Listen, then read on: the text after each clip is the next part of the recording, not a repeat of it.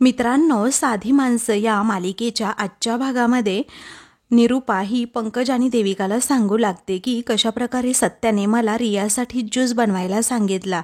अगं झालं काय ना, मी सांगितलं मीराला की त्या रियासाठी ॲपल ज्यूस बनव म्हणून, परंतु सत्या मध्ये झाला आणि म्हणाला माझी बायको का बनवेल त्या रियासाठी ज्यूस, तिला हवं असेल तर ती बनवून घेईल. मग मी म्हटलं त्याला की तिला जमत नाहीये, मग काय करायचं. तेव्हा तो म्हणाला माझ्या बायकोला सांगू नको, मग तू स्वतः तुझ्या सुनेसाठी बनवून दे. आणि मग मी तो बनवला, पण मला काही जमला नाही आणि रियाला सुद्धा मी केलेला ज्यूस अजिबात आवडला नाही, म्हणून ती तशीच गेली. तर हा सत्या माझ्यावर खूप हसला आणि लगेचच मला दोन्हीही ग्लास तो ज्यूस प्यायला सांगितला. असं म्हणून निरूपा आता खूप वैतागलेली असते. त्याचवेळी आता देविका मनात म्हणते की बरं झालं, असंच पाहिजे. स्वतःचा डाव कसा स्वतःवर उलटला. आता समजलं असेल की काम करायला लागल्यावर कसं होतं ते. त्या सत्याने ना बरोबरच केलं, असं देविका निरूपावर राग काढत मनातल्या मनात विचार करत असते. सत्या हे सगळं बोलणं ऐकतो आणि बाहेर निरूपासमोर येऊन बसतो आणि म्हणतो ही काय गुंडागिरी नाहीये, ही सत्यागिरी आहे. त्यानंतर रिया आणि रवी दोघेही घरी येतात. तर निरूपा आता लगेचच रियाचं पुढे पुढे करू लागते. तिला विचारते काय ग रिया, काय हवंय तुला, सांग ना मला पटकन, मी देते बनवून. मग त्यावेळी आता सत्या दोघींकडे बघतच राहतो. रियाला माहीत असतं की मगाशी ज्यूसची काय परिस्थिती झाली, म्हणून ती म्हणते की काही नाही. सत्या म्हणतो अगं सांग काय पाहिजे, ती देईल ना बनवून तुला लगेच निरूपा. तेव्हा रिया म्हणते नको नको, मला जे हवं ना ते मी बाहेरून पार्सल मागवेल. त्यावेळी आता निरूपाला तर खूपच आनंद होतो आणि ती म्हणते हो हो मागव, हा मागव मागव. त्याचवेळी सत्या म्हणतो की हो हिला ना तू मागवच, सगळं काही ना हिलाच पाहिजे. आता तू सोनं केलं तर लगेचच तिला सोनं सुद्धा हवंय. तू कोळसा आणला तर तिला कोळसा सुद्धा पाहिजे. आणि धूमकेतूने जेवण बनवलं तर पहिल्यांदा कोण खातं, तर निरूपा खाते. हे बघ रिया, जर तू काही मागवलं ना तर अगोदर हिला दे हा, कारण ह्या निरूपाला सगळंच अगोदर हवं असतं. त्यामुळे देऊन टाक, नाही तर उगीच हिचा जीव पडेल. म्हणून तो निरूपाचा तेथे अपमानच करतो. तर निरूपाचा आता चेहराच पडतो. मग रागातच निरूपा त्याच्यावर दातहोट खाते आणि म्हणते हे बघ सत्या तू ना. त्याचवेळी तेथे आता सुजित कुमार येतो आणि विचारतो यायचं का घरात. तो अगदी त्याच्या माणसांसोबतच तेथे वसुली करण्यासाठी आलेला असतो. आता त्याला पाहून सर्वच जण खूप घाबरतात. सत्या मात्र रिलॅक्स असतो. त्यानंतर सुजित कुमार आतमध्ये येतो तर निरूपा अगदी ताडकन उभी राहते. मग तो निरूपाला विचारतो काय गे निरूपा, तू पैसे कधी देणार. तर देविका डोक्यालाच हात लावते, कारण तिला माहीत असतं मागच्या वेळी सत्याने आपला कसा गेम केला होता. तेव्हा सुजित कुमार विचारतो काय विचारतोय काय मी, अगं बघतेस कुठे ग तू निरूपा. तर सत्या आता लगेचच सुजित कुमारकडे पाहतो आणि जरा गप्पच बसतो. मग सत्या आता सुजित कुमारला हसूनच हात जोडतो, कारण तो त्याला घाबरलेला असतो म्हणून. मग तो लगेचच म्हणतो की उद्या येतो हा मी हप्ता मागायला सत्या, आता जातो हा, जातो जातो, असं म्हणून तो निघणार. तितक्यातच सत्या आता उठतो आणि म्हणतो की ये जरा थांब रे सुजित कुमार, म्हणून तो त्याची अगदी मानच पकडतो आणि निरूपासमोर जाऊन त्याला उभा करतो आणि म्हणतो असं कसं, आता तू आमच्या घरी पाहुणा आला आहे ना, पाहुणचार न करताच जाणार का. मला सांग आता सुजित कुमार, तू नक्की कशाला आला होतास. तेव्हा तो म्हणतो काही नाही, आपलं नेहमीचंच. त्यावेळी सत्या म्हणतो नेहमीचं आपलं असंच असतंय, पण नेमकं कशासाठी आला होता ते सांग बरं. तेव्हा तो आता म्हणतो की मी वसुलीसाठी आलो होतो. हे ऐकून आता सगळेच जण घाबरतात. तर आता मीरा सुद्धा तेथे आलेली असते. त्याचवेळी आजी सुद्धा तिच्या पाठोपाठ येतात. आजीला पाहून आता लगेचच सुजित कुमार हा खूप घाबरतो आणि लगेचच सत्यापासून दूर पळून आजीकडे जातो आणि पाया पडत विचारतो आजी बरं आहे ना तुमचं, अहो नाश्ता पाणी जेवण वगैरे व्यवस्थित जातंय ना. आजी म्हणतात तू माझी नको रे काळजी करू, माझं सगळं काही अगदी व्यवस्थित चाललंय, तू ना फक्त तुझं काय ते बघ. तेव्हा सुजित कुमार म्हणतो हो हो मी बघतो ना माझं, आणि त्यासाठीच आलोय मी इथे. तेव्हा हसतच सत्य विचारतोय सुजित कुमार, तू वसुलीसाठी आला होतास ना इथे, मग असा पळून का चालला सांग बरं. हे बघ हिचा हा मोठा पोरगा खूप मोठ्या कंपनीमध्ये कामाला आहे. तेव्हा पंकज आता घाबरूनच सत्याकडे बघतो. त्यानंतर आणि त्याची बायको आहे ना ती देविका, त्याच्या शेजारी बघ उभी आहे, तिचं ना खूप मोठं पार्लर आहे आणि धंदा म्हणून काय सांगशील, अगदी तिचा धंदा खूप जोरात जोरात चालतो, ते पण अख्ख्या सांगलीमध्ये. कारण तिने अशी ओढणी जरी झटकली ना तरीही असे फाडफाड पैसे पडतात. तेव्हा आता मीराच म्हणते, अहो जरा शांत राहा, उगीच काही वाढवू नका. सत्या म्हणतो, असं कसं नाही वाढवायचं? अगं ही निरूपा काय एवढी तुला शांत आणि शहाणी वाटली का? अगं नाही, ही निरूपा ना तुला माहीत नाही अजून, तू तिला ओळखलेलं नाही आहेस कशी आहे ती. अगं हिची सुना आहेत ना या दोन्हीही खूप श्रीमंत घराण्यातल्या आहेत. तेव्हा रिया आणि देविका दोघीही खूप घाबरतात. तर डोळे मोठे करून निरूपा आणि पंकज सत्याकडे बघतात आणि तिची पोरं ना दोन्हीही नुसता पैसाच पैसा. त्यामुळे निरूपाला तू काही असं साधं वगैरे समजू नकोस, नुसता आपला पैसा पैसा आणि याला पाहिजे पैसा. कुणाला? सुजित कुमारला. टकल्या बरोबर ना रे? तेव्हा सुजित कुमार म्हणतो, हो बरोबर, मला पैसेच पाहिजे, मी हप्ता घ्यायला चालूय. पण टकल्या तुझा काही उपयोग नाही खरंच, कारण तुला साधी वसुली सुद्धा करता येत नाहीये. असं म्हणून सत्या त्याच्या कामावरच हसतो आणि मग म्हणतो की ऐक ना, मी आणि आजी तुला दाखवतो आता वसुली कशी करतात ते. तेव्हा आजी आता लगेचच पदर कमरेला खोचते, तर सत्या हाताच्या बाह्या या मागे करतो. दोघेही आता निरूपा समोर असणाऱ्या टेबलवर असे ऐटीतच पाय ठेवतात. देविका आणि पंकज सुद्धा आता खूप घाबरतात. तर निरूपाच्या चेहऱ्यावरचा आता रंगच उडतो, कारण आता या दोघांनी सत्यागिरी दाखवायला सुरुवात केलेली असते. तर घरातील सगळ्यांना अगदी आश्चर्याचा धक्काच बसतो की काय चाललंय हे सत्याचं. तर आता सुजित कुमार सुद्धा बघू लागतो की बापरे, हे काय चाललंय यांचं. मग आता तो निरूपाला विचारतो, सांग कधी पैसे देणार आहेस तू? तेव्हा रिया आणि रवी मात्र आता हसू लागतात, कारण त्या दोघांनाही सत्याची ही स्टाईल भयंकर आवडलेली असते. मग आता ते दोघे एकमेकांकडे बघून हसतात. तर इकडे सत्य विचारत असतो, अगं निरूपा सांग ना, तू कधी देणार आहेस पैसे? त्यावेळी निरूपा आता मनातच विचार करू लागते, नेमका वसुली करण्यासाठी हा सुजित कुमार आलाय की हा सत्य आलाय तेच कळत नाहीये. हे सुजित कुमारच्या नावाने दोघे वसुली करतायत की काय, असा प्रश्न तिला पडतो. तेव्हा आजी आता लगेचच विचारतात, निरूपा कुठचा हप्ता, कधी, कसं, कुठे देणार आहे ते सुद्धा सगळं सांगा यांना. तेव्हा निरूपा आता खूपच घाबरते आणि म्हणते, देणार, मी नक्कीच हप्ता देणार. त्यावरती आजी विचारतात, पण कधी देणार आहे? तेव्हा सत्या विचारतो, देणार आहे का, पण कसा देणार सांग ना, म्हणजे हे पैसे तू देणारच आहे कसे तेवढं सांग मला, सांग ह्या तुझ्या बबड्याकडनं घेऊन देणार आहे की बबडीकडनं? तेव्हा देविका आणि पंकज खूपच घाबरतात. त्यानंतर आजी विचारते, बोल ना अगं बाई, तुझ्याकडे आहेत का पैसे द्यायला? तेव्हा सत्या म्हणतो, आजी अगं तिच्याकडे नसतील पैसे, पण त्या देविकाच्या नावाचं ब्युटी पार्लर सुद्धा आहे ना सांगलीत, आणि त्यावर नाव काय आहे, निरूपा ब्युटी पार्लर. आता ही ब्युटी पार्लरची मालकीन आहे ना देविका, ती सगळे हप्ते फेडेल हो की नाही ग? असा आता सत्या देविकाला विचारतो. तेव्हा देविका अजूनच घाबरते. मग आता आजी विचारतात, अगं सांग की तू देणार आहेस का हप्ते? त्यावेळी निरूपा आता मनातच विचार करू लागते, बापरे, हे तर माझ्या लक्षातच आलं नाही, कारण देविकाच्या बाबाकडनं पैशांची सोय नक्कीच होऊ शकते. मग आता सत्य मोठ्यानेच म्हणतो, अगं सांग ना बाई, कसे देणार आहे पैसे? देणार आहे का ब्युटी पार्लर विकून तू पैसे? तेव्हा निरूपा म्हणते, हो देविका देईल की पैसे, का नाही देणार? आता देविकाची तर एकदमच बोलती बंद झालेली असते.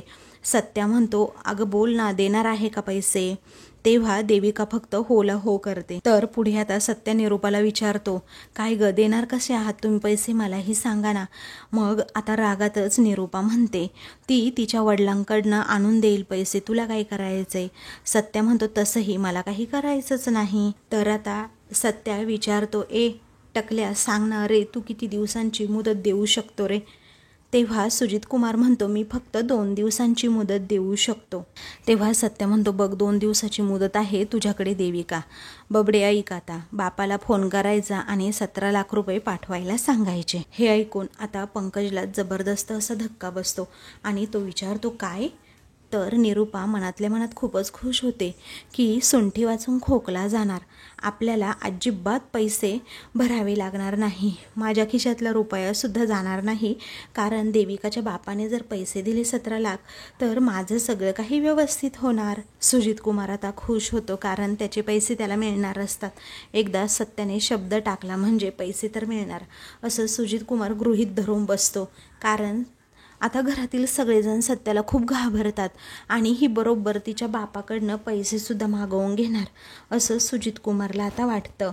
त्यानंतर आता सुजित कुमार हा हसत असतो. त्यावेळी सत्या विचारतो, ये झालं ना तुझं काम, 2 दिवसानंतर ये.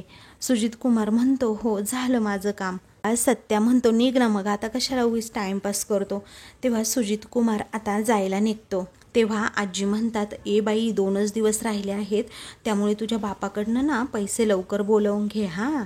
तेव्हा सत्यासुद्धा आता देविकाला म्हणतो, हो ना, बघ तुला 2 दिवसांची मुदत वाढवून दिली आहे, त्यामुळे आता हाच टाईम आहे तुझ्या सासूला नंबर 1 सून तूच आहे हे दाखवून देण्याची.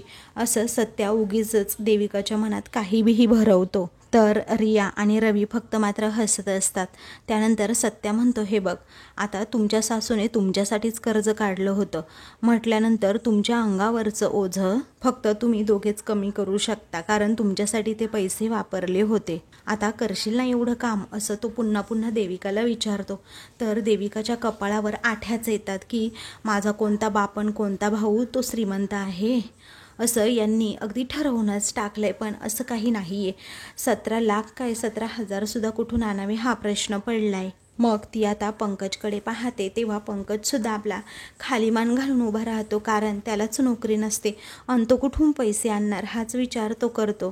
तर निरूपा मात्र आता गालातच हसू लागते. त्यानंतर रागा वैतागाने आता देविकाही तेथून जाते. तर पंकज बेबी असं म्हणतो. तर आता देविकाला खूप टेन्शन आलंय हे पाहून सत्या आणि आजी मात्र खूपच हसू लागतात. तेव्हा आता निरूपा ही एकदम रिलॅक्स होते.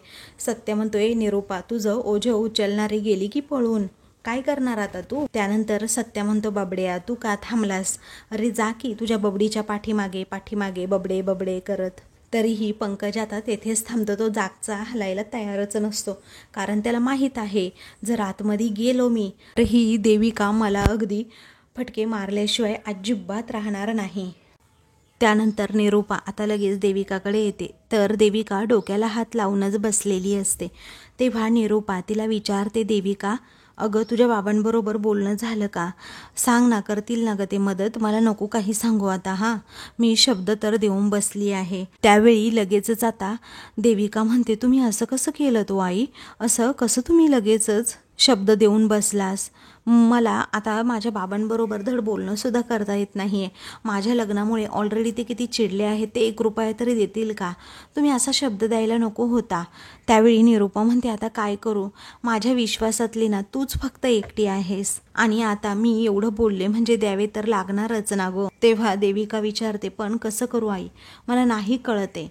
तेव्हा निरूपा म्हणते, तू इथे बस बरं जरा. त्यानंतर आता निरूपा तिला समजावू लागते, तुझा तो भाऊ आला होता बघ घरी आपल्या, तेव्हा तो काय म्हणाला की बाबांना तुझ्याशी बोलायचंय म्हणून, तर मी काय म्हणते मग 1 पाऊल तू पुढे टाक ना जरा, असं म्हणून आता ती देविकाला लगेचच आता अगदी तिच्या बोलण्यामध्ये अडकवते. त्यानंतर आता निरूपा ही म्हणते, हे बघ देविका, मी तुझ्यासाठी काय काय नाही केलं तुला तर माहीतच आहे ग. हे बघ, मी तुझं पंकजबरोबर लग्न लावून दिलं, तुझ्यासाठी पार्लरसुद्धा उघडलं आणि अक्षरशः हे घरसुद्धा मी गहाण ठेवलं, आणि तेवढं कर ना मग माझ्यासाठी, तू बाबांकडनं घे ना थोडेफार पैसे.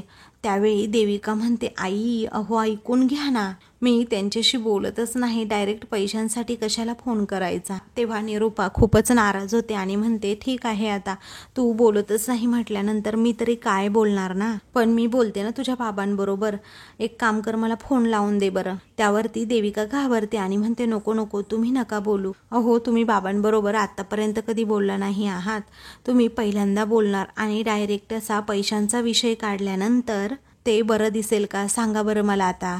तेव्हा निरूपा म्हणते, ते बरं तर नाही दिसणार, पण आपल्याकडे नाईलाज आहे, दुसरा कोणताच ऑप्शन नाही आहे आपल्याकडे, सांग बरं काय करायचं. तेव्हा निरूपा म्हणते, हो बरोबर आहे, पण आता एक काम कर ना, तूच बोल ना तुझ्या बाबांशी, कारण तुला हवा तेवढा तू वेळ घेऊ शकतेस, आता 2 दिवस आहे तुझ्याकडे, तू पैसे मागून घे हा नक्की. तेव्हा निरूपा एवढी आता तळमळीने सांगते म्हटल्यानंतर देविका कशी बशी म्हणते, हो मी बोलेन आता बाबांबरोबर, नका टेन्शन घेऊ. तेव्हा निरूपाला आनंद होतो. त्याच वेळी आता दुसरीकडे सत्या हा आजी आणि मीराला सांगत असतो की बाप असेल तेव्हा ना, बापच नाही आहे तर ही कुठून पैसे घेणार. त्यानंतर आता निरूपा म्हणते, आजी असं काही नाही हां, कारण तिला बाबा आहेत हो, ते हाँगकाँग मलेशिया या देशांमध्ये असतात. तिकडे त्यांचे 5 स्टार हॉटेल आहेत ना, म्हणून तिथे वेळसुद्धा ॲडजस्ट होत नाही फोन करायला, म्हणून देविकाची जरा कोंडीच झाली असेल. यांचं तुम्ही काहीही ऐकू नका, असं काहीही नसेल. तेव्हा सत्या म्हणतो तू ना खूप भोळपाट आहे, तुला ना काही कळतच नाही. आत्तापर्यंत तिचा बाप असता तर आपल्याला काहीतरी तिच्या बापाबद्दल समजलंच असतं ना. तुला एक सांगतो, तिच्याकडे ना बाप आहे ना पैसा आहे. अगं ती 1 नंबरची खोटारडी आहे, तू जरा माझं ऐक. ती फक्त त्या बबड्याला आणि बबड्याच्या मम्माला शेंड्या लावून स्वतःची पोळी भाजते, बाकी काही नाही. तेव्हा निरूपा म्हणते एवढ्या मोठ्या घरची मुलगी अगदी पळून जाऊन लग्न करते. अहो थोडे रुसवे फुगवे तर होणारच की. त्यावेळी आता आजी या दोघांच्या बोलण्यावरून खूप काहीसा अंदाज काढते आणि विचारते काय रे मला सांगा, आजपर्यंत तुम्ही दोघांनी ते किंवा निरूपाने तिच्या आईवडिलांना काही पाहिलंय का? मीरा म्हणते नाही, आम्ही तिच्या आईवडिलांना अजून एकदाही पाहिलेलं नाही. तेव्हा आजी विचारते मग देविकाला त्यांच्याशी फोनवर बोलताना कधी पाहिलंय का, कधी ऐकलंय का काही त्यांचं बोलणं वगैरे वगैरे. तेव्हा मीरा म्हणते नाही हो, असंही आम्ही कधी ऐकलं नाहीये. पुढे आजी आता देविकाबद्दल खूप सारी चौकशी करू लागते, विचारपूस करू लागते की तिच्या बाबांबरोबर असणारा एखादा फोटो मोबाईलमध्ये वगैरे.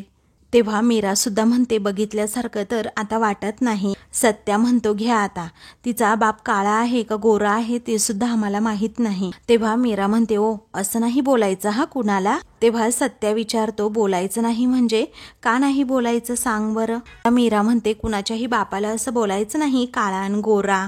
सत्या म्हणतो अगं बाप असेल तर बोलतच नाही तसं सुद्धा, पण बापच नसेल तर बोलायला तरी काय प्रॉब्लेम आहे, तुला कळतं का काही. मग आता मीरा म्हणते त्यांचं असेल आपलं काहीतरी आणि तिचा बाप तिच्याशी बोलत नाही म्हटल्यानंतर आता तिच्या मनात तेवढं दुःख सुद्धा असेल ना, आपण कशाला उगीच त्यांच्या एवढं भानगडीत पडायचं. तेव्हा आता सत्या म्हणतो ती निरूपाची सासू आहे, तुला माहित नाही ती देविका कशी आहे ते, ती निरूपाला शेंड्या लावते. तू अजून पाहिलं नाहीस, पण देविका कशी आहे ना हे चांगलंच मी ओळखलंय.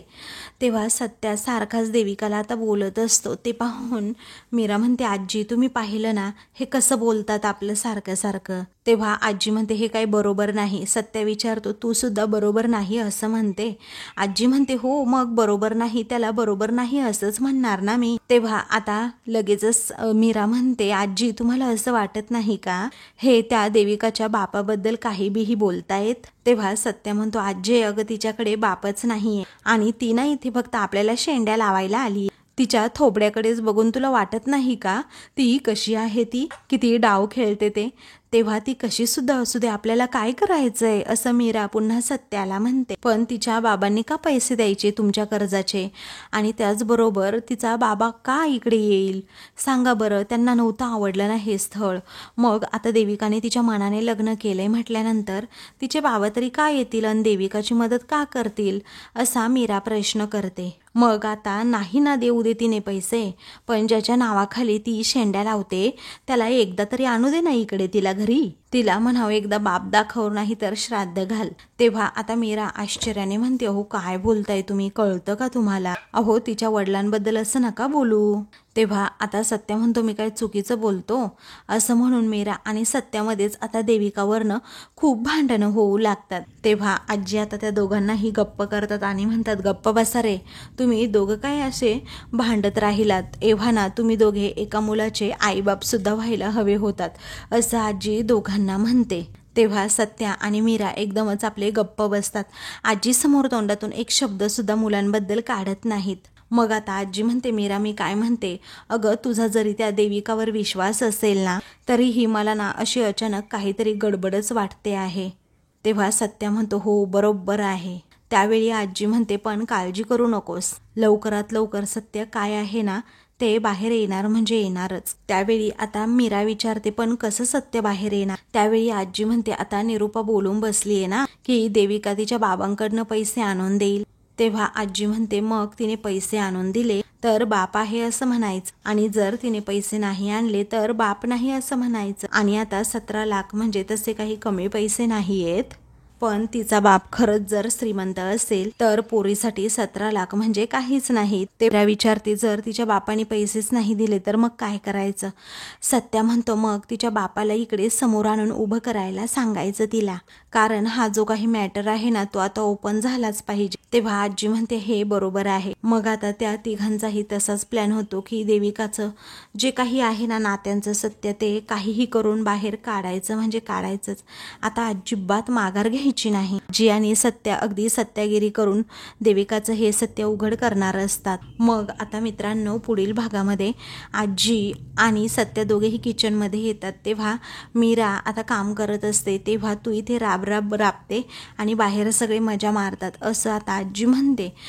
त्यावरती मीरा म्हणते कसं आहे ना बाहेर जाऊन सगळेजण काम करतात ना, मी घरीच असते ना म्हणून.